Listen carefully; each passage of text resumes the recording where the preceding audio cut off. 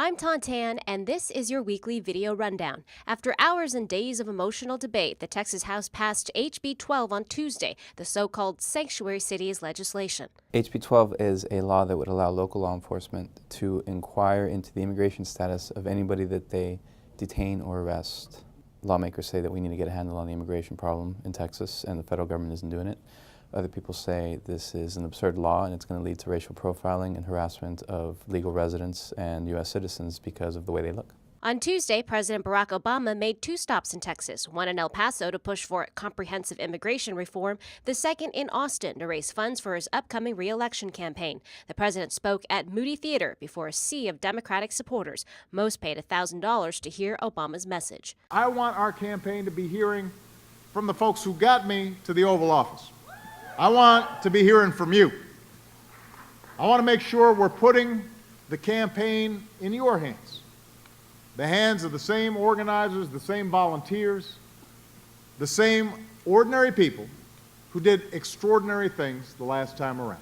By midweek, Planned Parenthood supporters flooded the Capitol, led by native Texan Cecile Richards, the daughter of late Governor Ann Richards and president of Planned Parenthood Federation of America.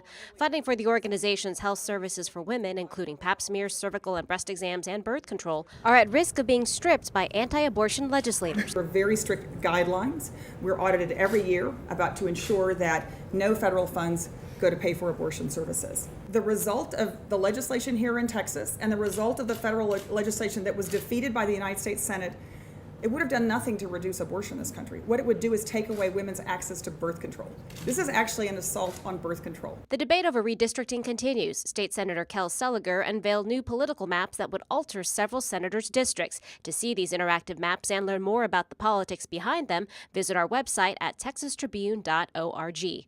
On Thursday, the Texas House passed the notorious feral hogs bill. Statewide, there are now more than 2 million hogs accused of encroaching on residential communities. If the governor signs the bill into law, hog hunting from helicopters will be legal for any licensed hunter willing to pay for a seat in a chopper. Also on Thursday, the House killed HB 400, a bill that would have increased class sizes and changed the terms of teacher contract renewals. It marks the first, quote, concrete victory for House Democrats. During an interview with the Texas Tribune CEO and editor-in-chief Evan Smith, Agriculture Commissioner Todd Staples outlined his plans to run for lieutenant governor in 2014. If you look at the legislative voting history of any current elected statewide official that has been scored while they've been in the legislature, I've got the most conservative voting record.